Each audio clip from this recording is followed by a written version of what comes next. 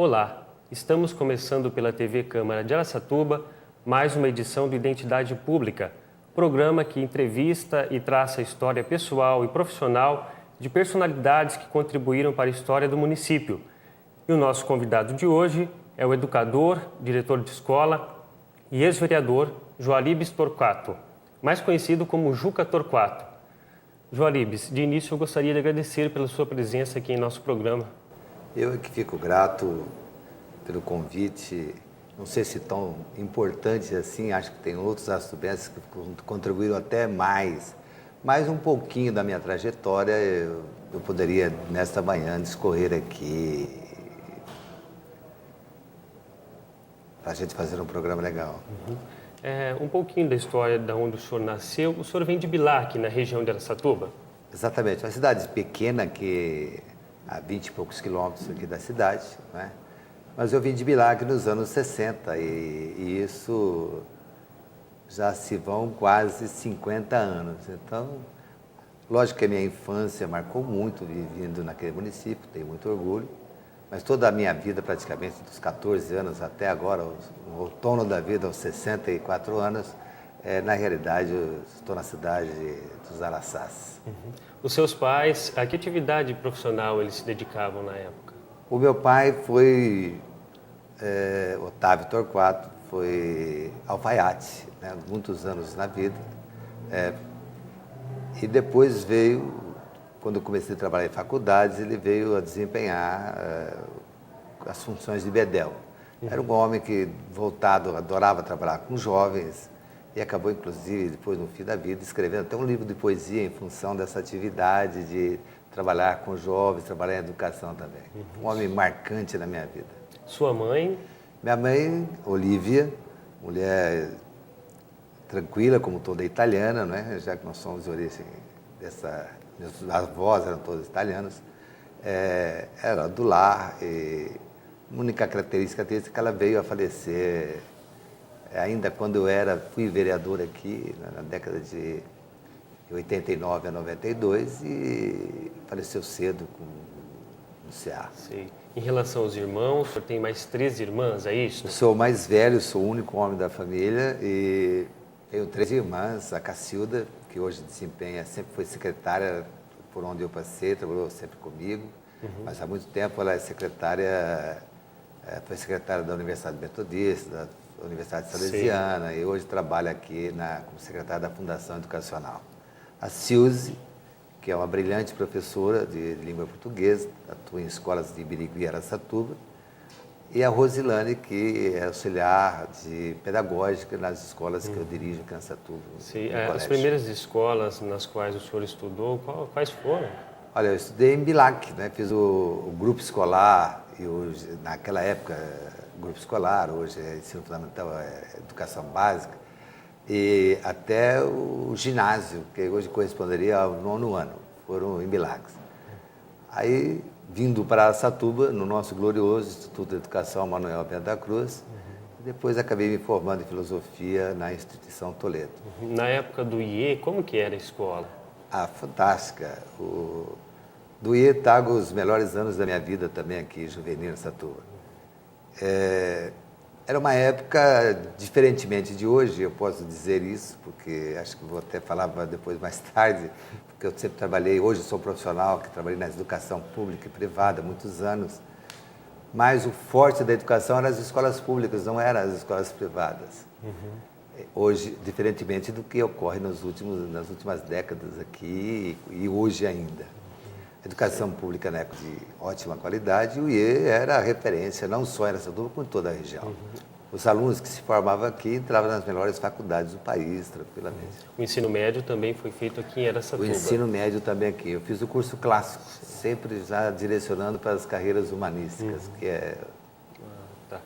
Voltando um pouco na questão aí da sua história e tal, como que surgiu esse apelido Juca Torquato?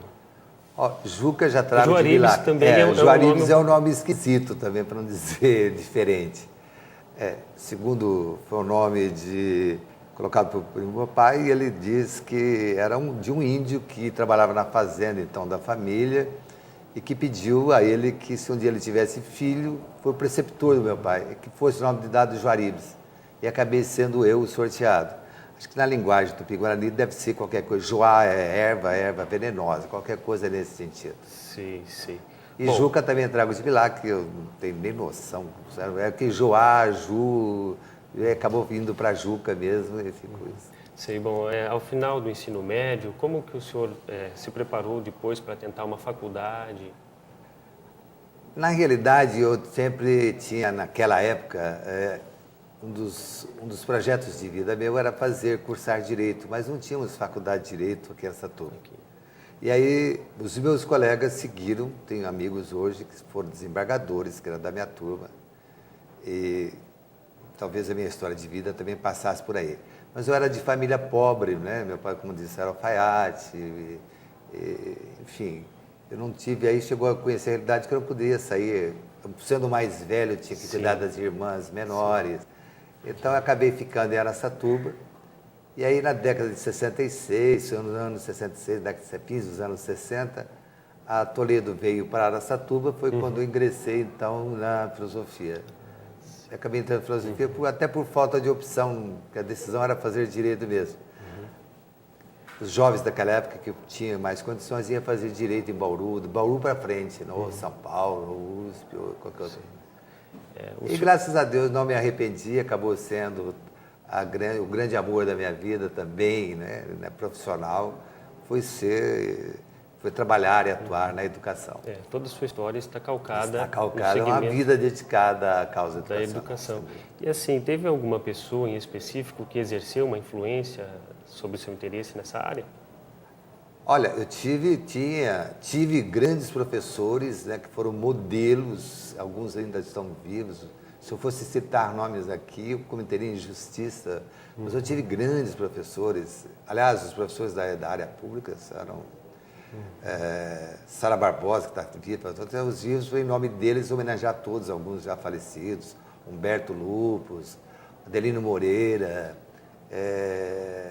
enfim, foram grandes mestres que eram professores sedutores, no sentido de que as aulas deles pareciam que, sabe, tinha um gostinho de querer mais, por causa assim que a gente terminava a aula e a classe lotada e os alunos querendo ainda aprender mais. Eram modelos realmente, e alguns deles foram realmente inspiradores, que eu optasse por isso. Conte um pouco também a respeito do seu casamento, dos seus filhos. Olha, eu conheci minha atual esposa, eu era meio namoradeiro na época, eu não estava afim de... E casei-me cedo. Cedo. Com 22 anos já estava casado praticamente, aos 24 anos já era pai. Mas morávamos no mesmo bairro aí no São João, onde eu moro até hoje, na Bandeira de São João.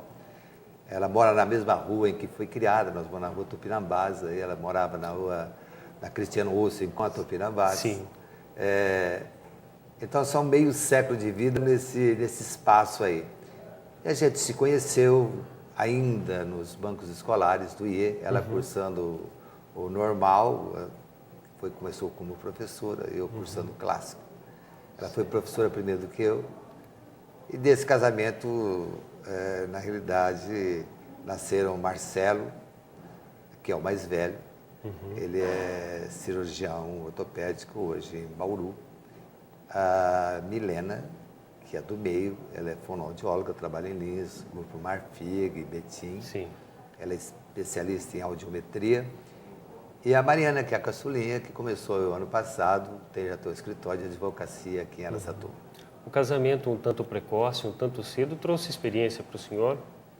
Trouxe uma experiência que eu passo para os meus alunos e para os pais hoje dos meus alunos, né? Que por mais que se modifique o perfil social, que mais se modifique a estrutura da instituição família, ainda ela é muito forte hoje para uma sociedade, digamos, ser encaminhada, se alicerçar. Sim. E nas escolas que eu sou gestor, acho que todo mundo sabe, hoje eu sou sócio e diretor-geral do Unicolégio de Araçatuba, o Objetivo. Uma das frases, da missão da escola que eu me coloco é que escola é feita a quatro mãos. Escola e lar, e pais, e família. Um esforço conjunto. Se não tiver essa cumplicidade dessas duas instituições, é bobagem. A educação não se faz. É como se fosse o médico da sua família.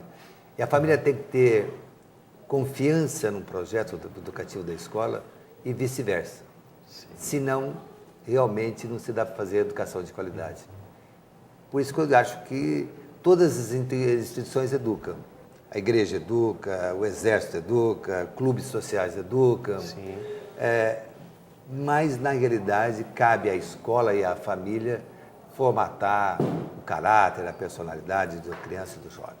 A sua chegada a Araçatuba se deu em 1960. Isso.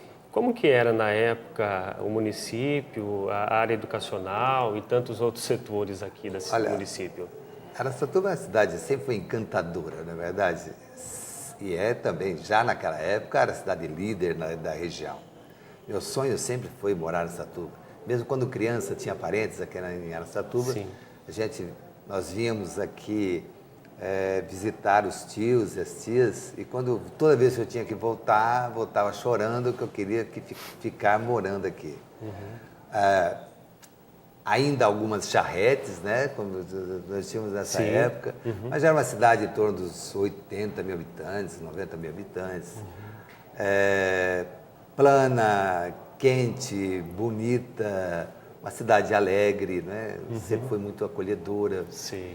E hoje vejo com muita satisfação que está despontando, é a hora e a vez de Araçatuba agora, está dando o seu grande salto.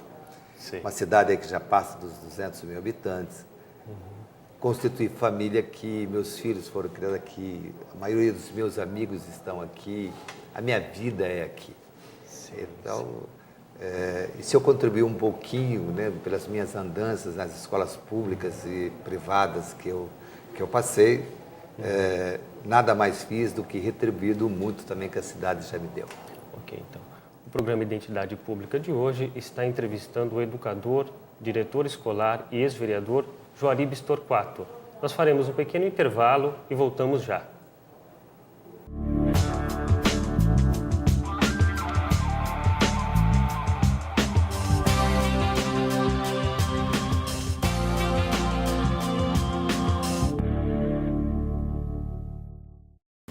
Tem dois jeitos de conter as mudanças climáticas.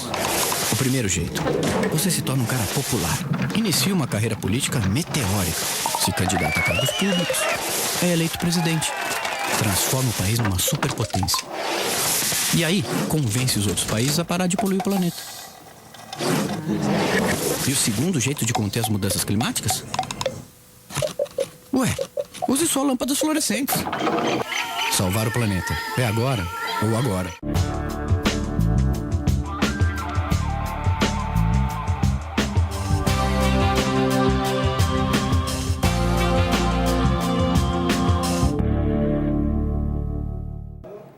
Estamos de volta com o programa Identidade Pública, que hoje recebe o educador, diretor escolar e ex-vereador Juaribes Torquato. Juaribes, são mais de 30 anos dedicados à educação, tanto privada quanto pública. Gostaria que o senhor falasse um pouco sobre o que isso acrescentou em sua vida profissional. A minha vida profissional é ser educador. Dizem que há uma diferença entre ser professor e educador. Sim. Já o Rubem Alves diz que professor é mais ou menos como uma floresta de eucalipto. Seria aquele personagem burocrata que apenas dá suas aulas, termina, fecha a pasta, vira as costas e já parte para o canto. E educador seria uma floresta, como a floresta amazônica, em que ela é formada por jacarandás, por jatobás, por perobas. Então, são árvores que fazem a diferença dentro da floresta. Se é pretensão ou não, eu dediquei a minha vida a esta causa. E sempre atuei na escola pública e na escola privada. Atualmente, ao me aposentar há 2 anos na escola Vanolê, é que só me dedico a iniciar a educação particular, já que eu sou proprietário de um colégio aqui na cidade, do Unicolégio. Esses anos todos eu briguei para que se fizesse a utopia de uma educação de qualidade, com rigor científico. Que até hoje ainda eu prego que existem boas e péssimas escolas públicas. Por ser pública não quer dizer que já de antemão ela seja ruim.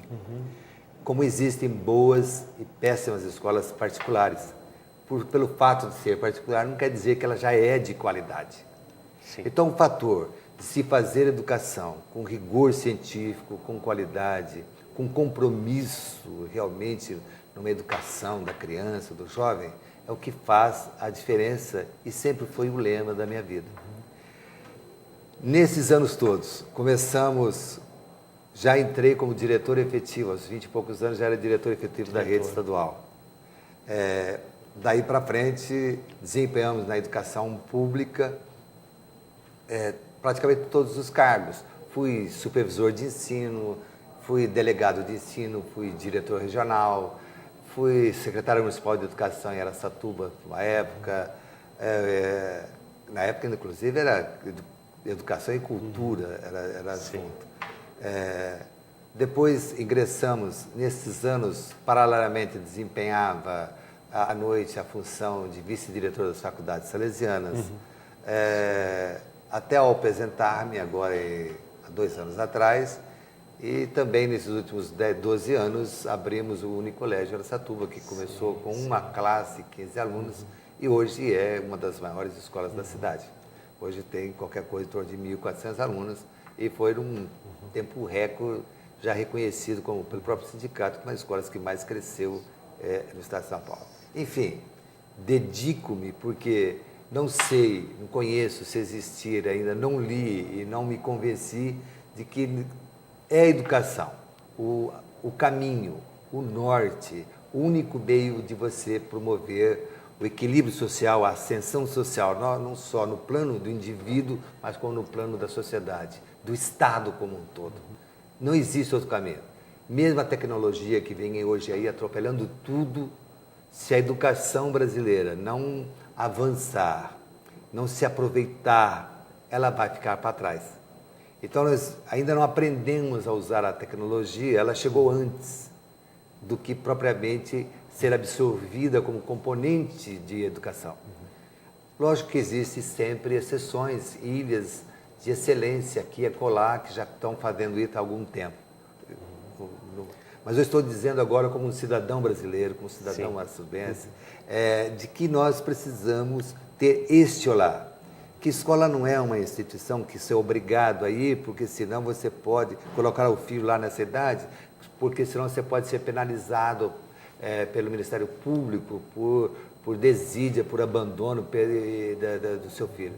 Quer dizer, a família tem que se conscientizar que é através da educação que ela pode ter realmente se estruturar e ter uma ascensão socioeconômica no seu plano familiar e, consequentemente, que ela tendo, ela faz parte, ela alavanca a sustentabilidade depois do seu município, depois do seu estado, depois do Brasil. Tendo em vista estas transformações tecnológicas que ocorreram nas últimas décadas, qual que é o papel atual que se espera de um educador hoje? Olha, a semana passada, quando nós, inclusive, conversávamos, eu já dera ter vindo aqui fazer esse trabalho com você, eu fiquei na região de Lins, a convite da diretoria regional de lá e de um clube rotariano, fazendo palestras para estudantes do ensino médio, estudantes do 3º ano do ensino médio, e falando sobre a temática, o mundo da escola e o mundo do trabalho. Sim. Hoje nós estamos aqui às portas, nós somos parte do BRIC, que é o bloco dos países emergentes, Brasil, Rússia, Índia e China.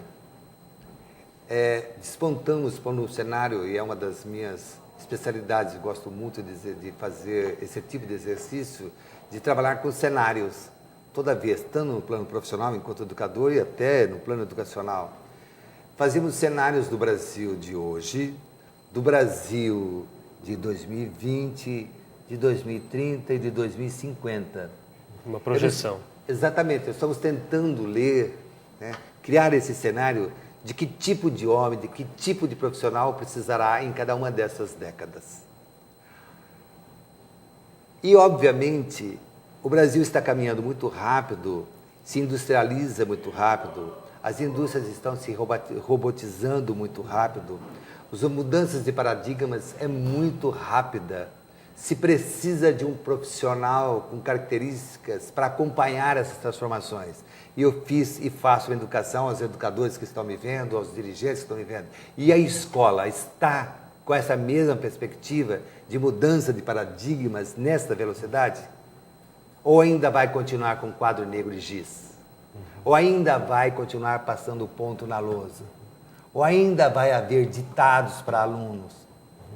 Ou seja, a questão de estar em sintonia com a realidade. Exatamente, esse é o meu medo. E nós corremos grandes riscos de, se a educação não tomar um choque de gestão, ela poderá realmente não contribuir na medida que o país precisa para preparar os seus jovens, preparar não só para a cidadania, como inclusive para faça essa profissionalização. Aliás, já estamos tendo.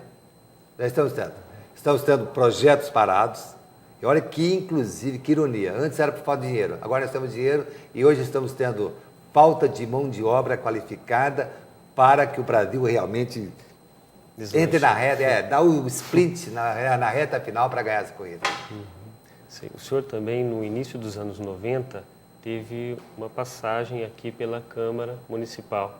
Foi vereador e relator da Lei Orgânica do município.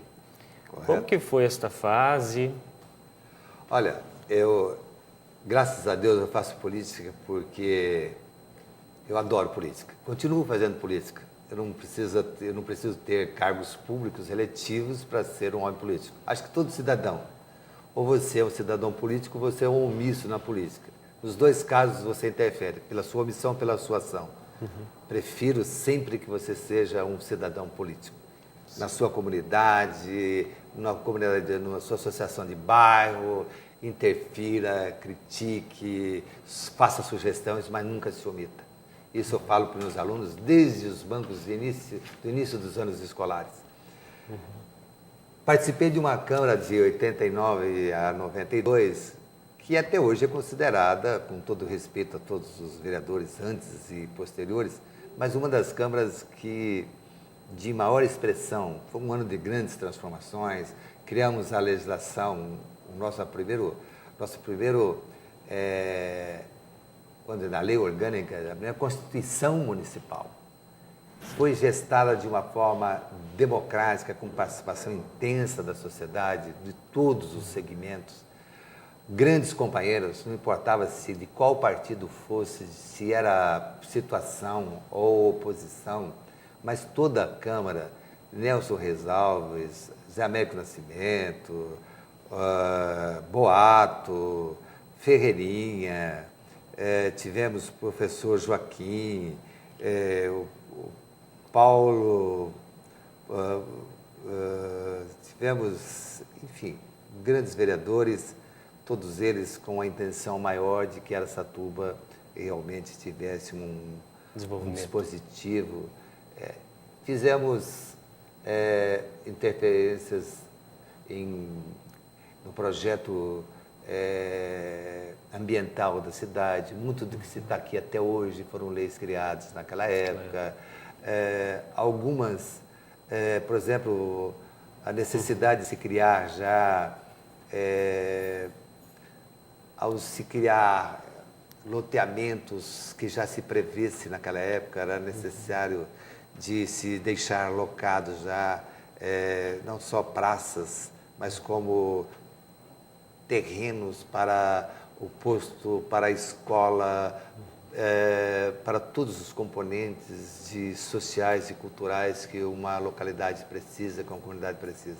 Então, houve essa preocupação, não só pessoal, mas como de todos os vereadores da época. Ampliação também do número de creches e projetos na área da educação também naquele período? Eu fiquei muito pouco como um ano e meio como secretário municipal de educação, mas quando nós pegamos, em um ano, fizemos qualquer coisa em torno de 5 ou 6 creches, praticamente quase que dobramos em pouco tempo. Tinha muito pouco naquela época. A necessidade, A estrutura familiar ainda não era tanta necessidade de creche como é hoje, mas embora já se existisse.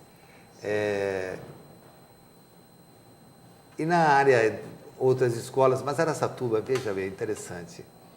Araçatuba, eu tenho que fazer justiça a um homem de visão nessa área educacional, que foi o Silvio Venturoli, o finado Silvio Venturoli, que sempre investiu. Nós tínhamos números, até a oferta de prédios escolares, de vagas, era maior do que a necessidade.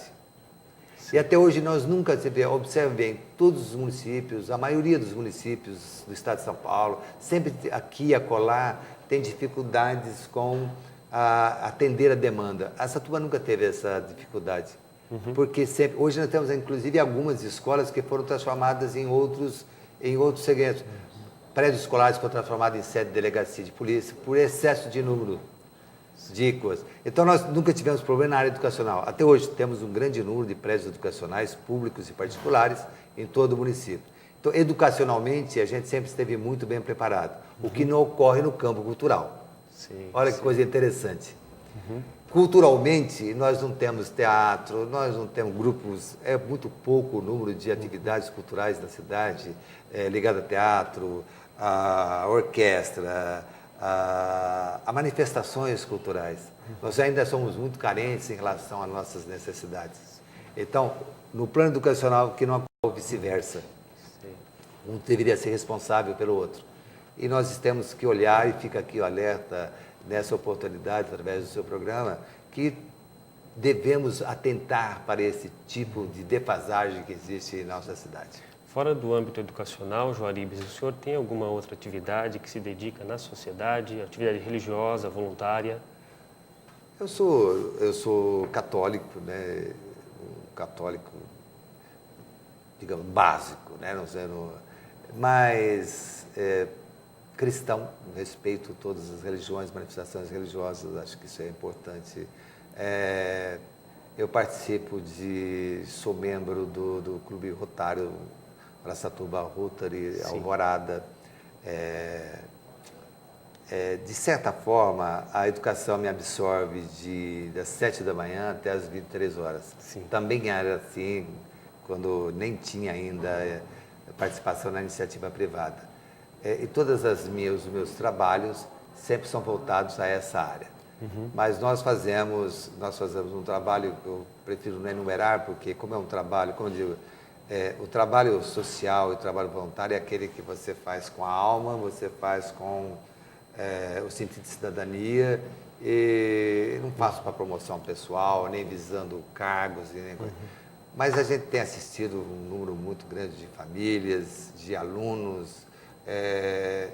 Araçatuba o Brasil tem muitos veterinários, muitos engenheiros que nós formamos através de bolsas integrais ou coisa parecida por fazer esse trabalho. E enquanto cidadão, enquanto cristão, acho que também não fiz mais nada do que retribuir um pouquinho do que eu fui agraciado nesses anos. Ok, Juaribes, a nossa conversa está interessante, mas nós estamos chegando em momentos finais do programa. Gostaria que o senhor fizesse algumas considerações finais acerca da sua participação aqui. Nós teríamos que conversar muito, nós teremos televisão, a gente sabe que o tempo é realmente cronometrado. Eu queria agradecer a lembrança, se de alguma coisa falamos, que seja uma bandeira para jovens e para educadores da minha cidade, da região que nos está vendo nesse momento. Que tenham um compromisso com a sua área, que tenha um sentido profissional, não é pelo fato porque sempre me bati, porque o professor, ser professor, assim, é exemplo do Cristo, que eu participo do ensino de crianças ou coisa parecida. Não, ser educador é uma profissão como outra qualquer. Você tem deveres, você tem compromissos com a qualidade e com o destino de quem você ensina. Então, faça o bem, não faça como uma profissão qualquer, Procure outra coisa se você não estiver vocacionado e, ao mesmo tempo, comprometido com esta profissão de ser um bom professor. Que você seja um professor moderno, que você seja um professor ousado, que experimente, que leia bastante, que pesquise bastante, que tente bastante, que não tenha medo de errar, mas que o jovem, que a criança que esteja sendo ensinado por você, realmente sinta essa magia, porque neste campo só existem 2 protagonistas, professor e aluno. Todos os demais componentes são, como se diz quando você não é projeto, são os atores iniciantes. Algo me fugiu agora. Nós apenas somos suporte para que aconteça a educação. Diretor, inspetor, supervisor, tudo isso daí são coadjuvantes. Agora, são coadjuvantes. Eu falei baixinho aqui. Isso. Na realidade, os grandes protagonistas sempre serão aluno e professor. Ok, então, Juaribes, com este recado, mais uma vez eu agradeço pela sua participação. A você de casa que nos acompanhou, muito obrigado pela sua audiência e até o próximo programa Identidade Pública.